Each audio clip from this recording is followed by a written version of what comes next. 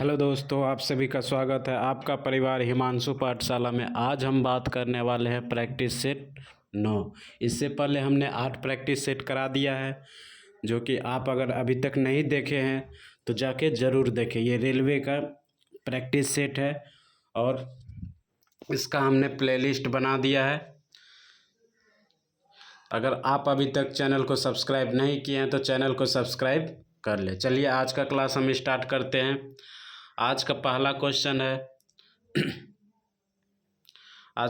Question है चोल वंश के अंतिम शासक कौन थे? चोल वंश के अंतिम शासक कौन थे?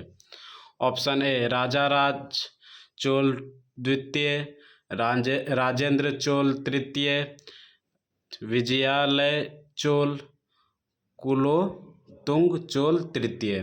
क्या हो जाएगा इसका आंसर? इसका आंसर हो जाएगा आपका ऑप्शन बी राजेंद्र चोल तृतीय। क्या हो जाएगा? ऑप्शन बी राजेंद्र चोल तृतीय। चलिए इससे रिलेटेड कुछ पॉइंट्स देख लेते हैं। चोल वंश का अंतिम शासक अधिराजन या राजेंद्र चोल तृतीय था। विजयालय ने 850 ईस्वी में चोल वंश की स्थापना की, जिसकी राजधानी तंजौर थी। यह राज्य पेन्नार एवं कावेरी नदी के बीच पूर्वी तट पर अवस्थित था। ठीक, चलिए अगला क्वेश्चन देखते हैं। निम्न में से कौन सा भारत में स्थित एक बौद्ध मंदिर है? ऑप्शन गोरखनाथ मंदिर, विश्वनाथ मंदिर, महाबोधि मंदिर, निधि वन मंदिर। क्या हो जाएगा इसका आंसर? इसका आंसर हो जाएगा ऑप्शन सी महाबोधि मंदिर। चलिए इससे रिलेटेड कुछ पॉइंट्स देख लेते हैं। महाबोधि मंदिर बोध गया स्थित प्रसिद्ध बौद्ध विहार है। यूनेस्को ने इसे विश्व धरोहर स्थल घोषित किया। यूनेस्को ने इसे क्या घोषित किया? विश्व धरोहर स्थल। ठीक, यह मंदिर उसी स्थान पर है जहां गौतम बुद्ध ने 6वीं शताब्दी में ज्ञान प्राप्त किया था। ठीक, सेना को मजबूत करने के लिए देश ने मनसबदारी प्रथा शुरू की। सेना को मजबूत करने के लिए किसने मनसबदारी प्रथा शुरू की? Option A Babur, option B Aurangzeb, option C Akbar, option D Jahangir. क्या हो जाएगा इसका आंसर? इसका आंसर हो जाएगा आपका ऑप्शन सी अकबर। क्या हो जाएगा? Option C Akbar. मनसबदारी व्यवस्था का प्रारंभ अकबर ने वर्ष 1574 ईस्वी में किया था। मनसब का अर्थ पद अथवा श्रेणी है। मनसब का अर्थ क्या है? पद या श्रेणी। सम्राट अकबर सेना के महत्व को भली भांति जानता था। उसे पता था कि एक शक्तिशाली और अस्थायी सेना के अभाव में न तो शांति स्थापित की जा सकती है और न ही साम्राज्य की रक्षा और विस्तार किया जा सकता है। इसलिए अकबर ने पूर्व प्रचलित जागीरदारी प्रथा के स्थान पर मनसबदारी प्रथा को अपनाया। ठीक, इस व्यवस्था की उत्पत्ति मंगोल चंगेज खां के काल में हुई थी। इस व्यवस्था की उत्पत्ति किसके काल में हुई थी? मंगोल चंगेज खां के काल में। ठीक, अगला क्वेश्चन है स्वदेशी आंदोलन की औपचारिक घोषणा कब की गई थी? स्वदेशी आंदोलन की औपचारिक घोषणा कब की गई थी? क्या हो जाएगा इसका आंसर? इसका आंसर हो जाएगा आपका ऑप्शन बी 7 अगस्त 1905 को। क्या हो जाएगा? 7 अगस्त 1905 को। 7 अगस्त 1905 ईस्वी को बंगाल विभाजन के विरोध में कलकत्ता के टाउन हॉल में विशाल प्रदर्शन आयोजित कर स्वदेशी आंदोलन की घोषणा की गई। अच्छा, टाउन हॉल कहाँ पर स्थित है? कलकत्ता में है।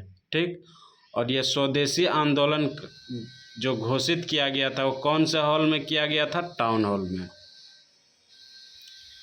अगला क्वेश्चन है नई दिल्ली की राजधानी कब बनाई गई थी? नई दिल्ली देश की राजधानी कब बनाई गई थी? क्या हो जाएगा इसका आंसर? इसका आंसर हो जाएगा 1911 में। क्या हो जाएगा? 1911 में।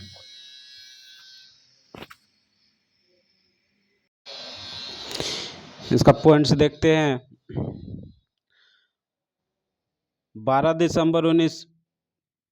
दिसंबर 1911 को दिल्ली दरबार के दौरान किंग जॉर्ज पंचम ने भारत की राजधानी कलकत्ता से नई दिल्ली स्थानांतरित करने की घोषणा की।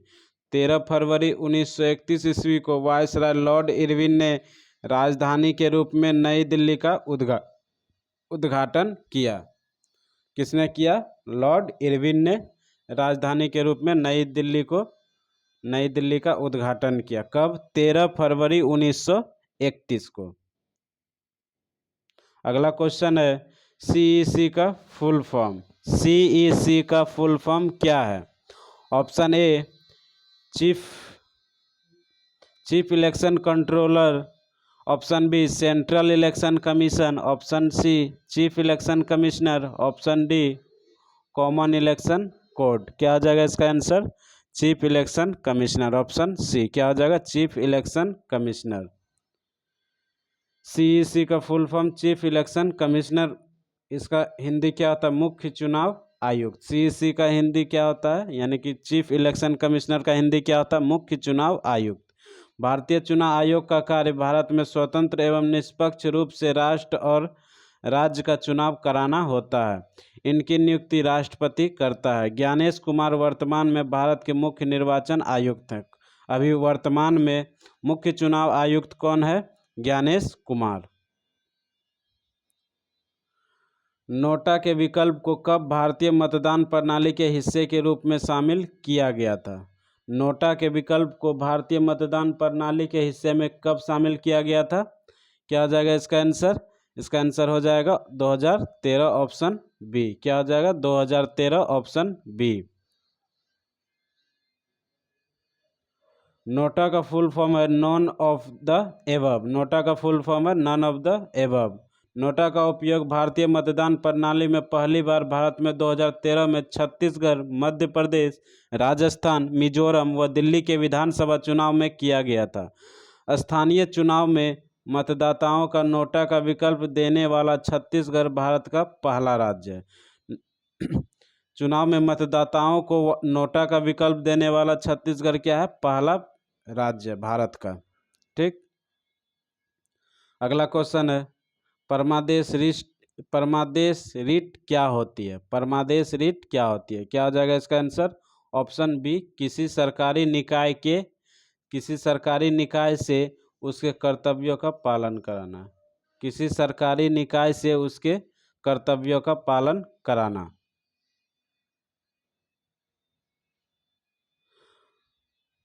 परमादेश रीट न्यायालय द्वारा उस समय जारी किया जाता है जब कोई लोक प्राधिकारी अपने कर्तव्यों के निर्वहन से इनकार करे और जिसके लिए कोई अन्य विधिक उपचार प्राप्त न हो। इस रीट के द्वारा किसी लोक पद के प्राधिकारी को यह भी आदेश दिया जा सकता है कि वह उसे सौंपे गए कर्तव्य का पालन सुनिश्चित करे।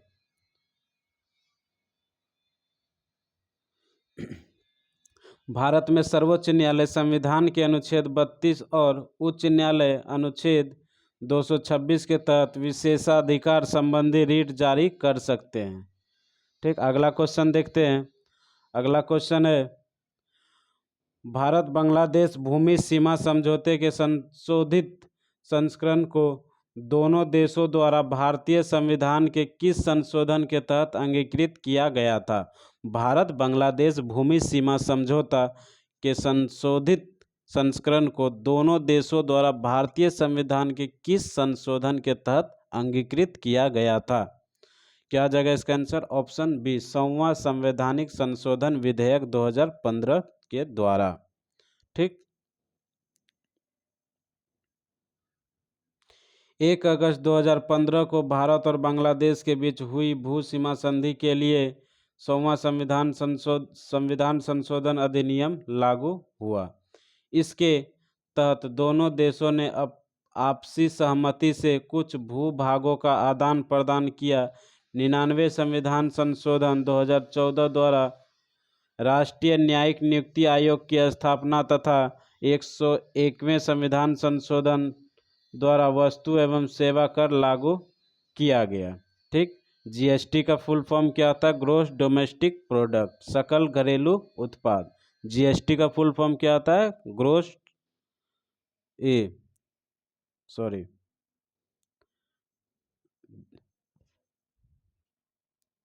जीडीपी का फुल फॉर्म होता है ग्रोस डोमेस्टिक प्रोडक्ट। जीएसटी का हिंदी क्या होता है? सेवा कर। क्या होता है? सेवा कर। निम्नलिखित में से कौन सा भारत का सबसे पुराना उच्च न्यायालय है? निम्नलिखित में से कौन सा भारत का सबसे पुराना उच्च न्यायालय है? क्या हो जाएगा इसका आंसर? इसका आंसर हो जाएगा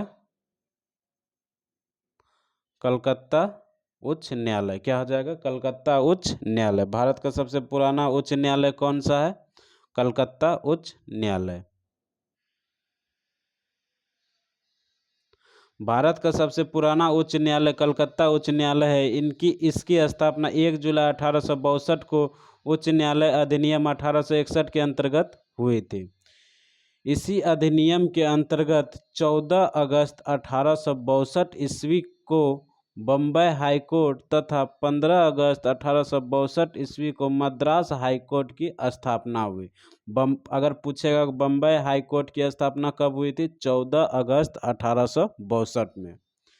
और मद्रास हाईकोर्ट की स्थापना कब हुई थी? 15 अगस्त 1862 को। ठीक। और कलकत्ता उच्च न्यायालय की स्थापना कब हुई थी? 1 जुलाई 1862 को।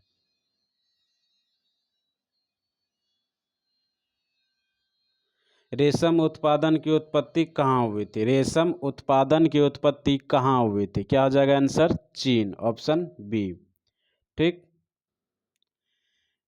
रेशम की उत्पत्ति चीन में हुई थी। माना जाता है कि रेशम की उत्पत्ति की शुरुआत लेडी सीलिंग सी ने की थी।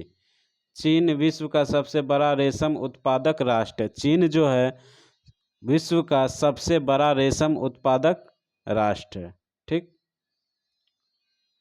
जबलपुर किस नदी के तट पर स्थित है? जबलपुर किस नदी के तट पर स्थित है? क्या हो जाएगा? Narmada, option D. क्या हो जाएगा? Narmada, option B.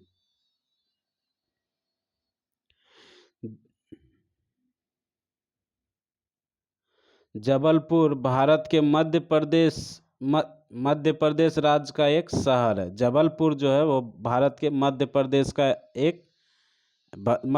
राज्य का एक शहर है जो नर्मदा नदी के किनारे स्थित है।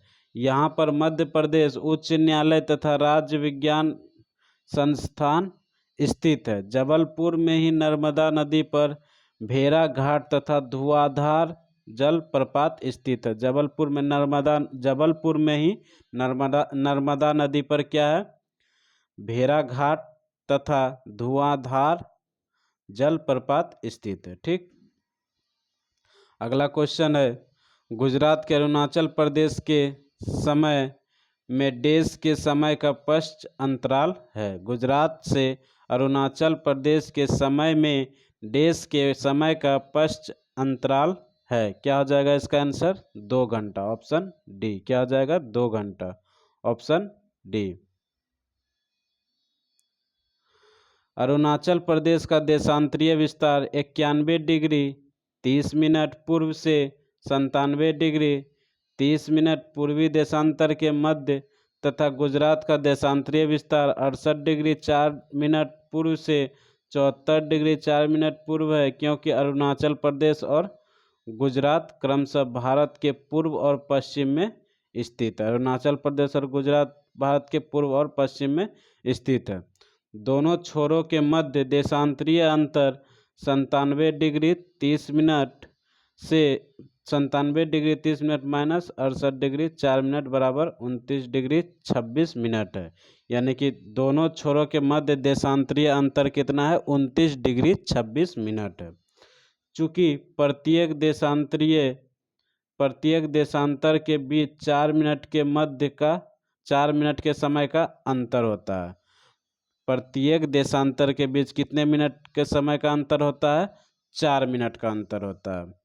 इस प्रकार अरुणाचल प्रदेश तथा गुजरात के समय में 29 डिग्री 26 मिनट गुना 4 बराबर लगभग में कितना होगा 118 मिनट लगभग में। और इसी को हम क्या बोलेंगे, लगभग 2 घंटे का अंतराल होगा। लगभग कितना हो जाएगा 2 घंटा। ऐसे अगर 60 गुना 2 करेंगे तो कितना हो जाएगा 120। यहाँ कितना है 118, लगभग के 2 घंटा लगभग के बराबर। अगला क्वेश्चन है लोहित इनमें से किस नदी की सहायक नदी है। लोहित जो है इस नदी इसमें से किस नदी की सहायक नदी है।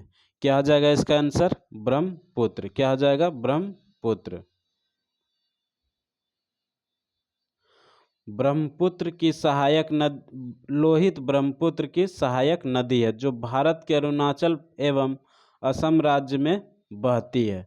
यह नदी पूर्वी तिब्बत के जयालछू पर्वत श्रेणी से निकलती है। इसे खून की नदी के नाम से भी जाना जाता है। ठीक, अगला क्वेश्चन है निम्नलिखित में से कौन सा दर्रा पश्चिमी घाट के शिखर पर स्थित है और मुंबई को पुणे से जोड़ता है। निम्नलिखित में से कौन सा दर्रा पश्चिमी घाट के शिखर पर स्थित है और मुंबई को पुणे से जोड़ती है। क्या हो जाएगा इसका आंसर। इसका आंसर हो जाएगा आपका ऑप्शन सी भोरघाट दर्रा। क्या हो जाएगा भोरघाट दर्रा। देखिए इधर क्या है, इधर दर्रा है, इधर किसको किससे जोड़ता है। भोरघाट दर्रा किसको जोड़ता है, मुंबई को पुणे से जोड़ता है। तमहिनी घाट दर्रा यह पुणे जिले के मुलसी और तमहिनी तालुका को जोड़ता है। पुणे जिले के मुलसी और तमहिनी तालुका को जोड़ता है। असीरगढ़ किला दर्रा यह उत्तर भारत को दक्कन पठार से जोड़ता है। अंबा घाट दर्रा यह महाराष्ट्र में रत्नागिरी जिले को कोल्हापुर जिले से जोड़ता है। अगला क्वेश्चन है फसलों के लिए निम्नलिखित में से कौन सा निकाय न्यूनतम समर्थन मूल्य की अनुशंसा करता है। फसलों के लिए निम्नलिखित में से कौन सा निकाय न्यूनतम समर्थन मूल्य की अनुशंसा करता है। क्या हो जाएगा इसका आंसर ऑप्शन बी CACP। क्या हो जाएगा ऑप्शन बी CACP। फसलों के लिए न्यूनतम समर्थन मूल्य की अनुशंसा CACP करता है। कृषि लागत एवं मूल्य आयोग CACP कृषि एवं किसान कल्याण मंत्रालय से संबंधित है। इसके द्वारा 22 अधिदिष्ट फसलों जिसमें 14 खरीफ 6 रबी 2 अन्य फसल के लिए न्यूनतम समर्थन मूल्य यानी कि MSP अनुशंसा की जाती है। ठीक, अगला क्वेश्चन है निम्नलिखित में से कौन सा विभाग भारत के GDP की गणना करती है। निम्नलिखित में से कौन सा विभाग भारत के GDP की गणना करती है। क्या हो जाएगा इसका आंसर केंद्रीय सांख्यिकी कार्यालय। क्या हो जाएगा केंद्रीय सांख्यिकी कार्यालय। भारतीय सकल घरेलू उत्पाद GDP की गणना केंद्रीय सांख्यिकी संगठन यानी कि CSO के द्वारा की जाती है। CSO आंकड़ों का संग्रहण करता है तथा सांख्यिकी रिकॉर्ड का अनुरक्षण करता है। यही बता रहे थे ग्रोस GDP का full form gross domestic product सकल घरेलू उत्पाद। अगला क्वेश्चन है भारतीय करेंसी नोटों के पिछले भाग पर कितनी भाषाएं मुद्रित होती है। भारतीय करेंसी के पिछले भाग पर कितनी भाषाएं मुद्रित होती है। क्या हो जाएगा इसका आंसर ऑप्शन सी 15। क्या हो जाएगा ऑप्शन सी 15। भारतीय नोट में हिंदी और अंग्रेजी के अलावा 15 भाषा यानी कि हिंदी और अंग्रेजी को छोड़कर कितना भाषा 15 भाषा। अगर हम हिंदी और अंग्रेजी दोनों को जोड़ लेंगे तो कितना हो जाएगा 17 भाषा। कुल 17 का इस्तेमाल होता है। यानी कि यहाँ पर नोट पर कितना होता है पिछला भाग में 15 भाषा का इस्तेमाल किया जाता है। लेकिन अगर दोनों साइड का देखेंगे आगे होता है हिंदी इंग्लिश आगे में रहता है और 15 भाषा पीछे में रहता है। ठीक, टोटल कितना भाषा 17 भाषा हो गया। कोई भी नोट जैसे 10 20 50 आदि पर हिंदी अंग्रेजी के साथ असमिया, बांग्ला, गुजराती, कन्नड़, कश्मीरी, कोंकणी, मलयालम, मराठी, नेपाली, ओडिया, पंजाबी, संस्कृत, तमिल, तेलुगु और उर्दू में उसकी कीमत अंकित होती है। हिंदी तथा अंग्रेजी का प्रयोग नोट के अगले हिस्से में होता है, जबकि बाकी भाषाएं नोट के पिछले हिस्से पर होती है। यहाँ देखिए लिखा है ना, हिंदी और अंग्रेजी का प्रयोग नोट के अगले हिस्से में होता है। हिंदी और अंग्रेजी भाषा का उपयोग क्या होता है, नोट के अगले हिस्से में होता है, और जितना बच गया 15 भाषा सबका कहाँ होता है, पीछे होता है। अगला क्वेश्चन है, पंडित बिरजू महाराज निम्न में से किस नृत्य शैली से संबंध थे? पंडित बिरजू महाराज निम्न में से किस नृत्य शैली से संबंधित थे? क्या हो जाएगा, भरतनाट्यम, ऑप्शन बी। क्या हो जाएगा, भरतनाट्यम, ऑप्शन बी। देखिए इधर नृत्य शैली है, इधर संबंधित कलाकार है। भरतनाट्यम यामिनी कृष्णमूर्ति, रुक्मिणी देवी, M.K. सरोजा, सोनल मानसिंह, ये सब क्या है, भरतनाट्यम के कलाकार हैं। ठीक। कथक, कथक के कलाकार कौन कौन है, बिरजू महाराज, लच्छू महाराज। ठीक।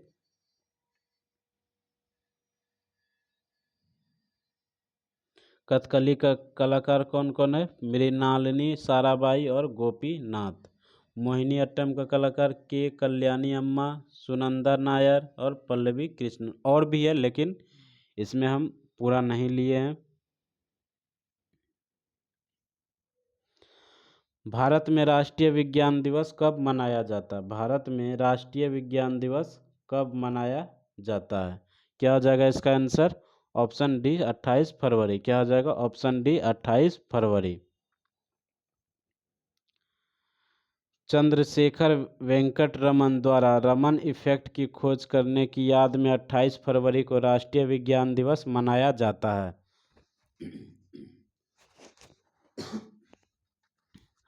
इसी कार्य के लिए वेंकटरमन को 1930 में नोबेल पुरस्कार भी मिला था। पहला राष्ट्रीय विज्ञान दिवस 1987 में मनाया गया था।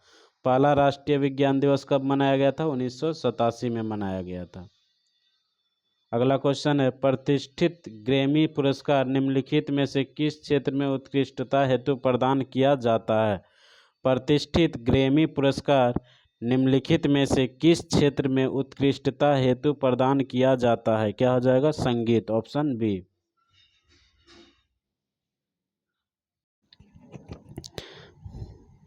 ग्रैमी पुरस्कार संगीत की विभिन्न विधाओं में विशिष्ट योगदान हेतु प्रदान किया जाता है। इसे अमेरिका की national academy of recording arts and sciences द्वारा प्रतिवर्ष प्रदान किया जाता है। पहले ग्रैमी पुरस्कार समारोह 4 मई 1959 ईस्वी को आयोजित किया गया था। पहले ग्रैमी पुरस्कार समारोह कब आयोजित किया गया था? 4 मई 1959 ईस्वी को आयोजित किया गया था। यूनेस्को का मुख्यालय कहाँ है? यूनेस्को का मुख्यालय कहाँ है? और क्या हो जाएगा इसका आंसर, यूनेस्को का मुख्यालय कहाँ है? इसका आंसर हो जाएगा पेरिस। क्या हो जाएगा, पेरिस, ऑप्शन डी। ठीक। यूनेस्को संयुक्त राष्ट्र की एक विशेष एजेंसी है। इसका गठन वर्ष 1945 में हुआ था। इसका मुख्यालय पेरिस, फ्रांस में स्थित है। वर्तमान में यूनेस्को ने 193 सदस्य और 11 सहयोगी सदस्य हैं। वर्तमान में यूनेस्को में कितने सदस्य और कितने सहयोगी सदस्य हैं? 193 सदस्य देश है और 11 सहयोगी सदस्य हैं। अगला क्वेश्चन, निम्नलिखित में से कौन सा विकल्प टेनिस के ग्रैंड स्लैम टूर्नामेंट में से एक नहीं है? निम्नलिखित में से कौन सा विकल्प टेनिस के ग्रैंड स्लैम टूर्नामेंट में से एक नहीं है? क्या हो जाएगा इसका answer, option B, Canadian Open. क्या हो जाएगा, कैनेडियन ओपन। ये सब क्या, French Open, Wimbledon, Australian Open, ये सब है टेनिस के ग्रैंड स्लैम टूर्नामेंट में, लेकिन कैनेडियन ओपन नहीं है। टेनिस के प्रमुख ग्रैंड स्लैम है Australian open, French Open, Wimbledon, US open, Canadian open tennis का ग्रैंड स्लैम टूर्नामेंट नहीं है, लेकिन ये जो चारों है ये है। बनारस हिंदू विश्वविद्यालय यानी कि BHU, इसका फुल फॉर्म होता है बनारस हिंदू यूनिवर्सिटी, किस राज्य में स्थित है? क्या हो जाएगा? उत्तर प्रदेश। बनारस हिंदू विश्वविद्यालय उत्तर प्रदेश के वाराणसी में स्थित एक केंद्रीय विश्वविद्यालय है। इस विश्वविद्यालय की स्थापना मदन मोहन मालवीय द्वारा सन 1916 ईस्वी में की गई थी। ठीक, अगला क्वेश्चन है, ब्रह्म कमल किस राज्य का राजकीय पुष्प है? ब्रह्म कमल किस राज्य का राजकीय पुष्प है? क्या हो जाएगा इसका आंसर? उत्तराखंड। क्या हो जाएगा? Uttarakhand, option A. ब्रह्म कमल उत्तराखंड राज्य का राजकीय पुष्प है। उत्तराखंड उत्तर भारत में स्थित एक राज्य है जिसका निर्माण 9 नवंबर 2000 को कई वर्षों के आंदोलन के पश्चात भारत गणराज्य के 27वें राज्य के रूप में हुआ। राज्य की सीमाएं उत्तर में तिब्बत, पूर्व में नेपाल, पश्चिम में हिमाचल प्रदेश तथा दक्षिण में उत्तर प्रदेश इसकी सीमा से लगे राज्य हैं। चलिए आज के लिए इतना ही रहने देते हैं, और अगर वीडियो अच्छा लगा हो तो लाइक ज़रूर कीजिएगा और चैनल को सब्सक्राइब ज़रूर कीजिएगा। धन्यवाद, मिलते हैं अगले वीडियो में।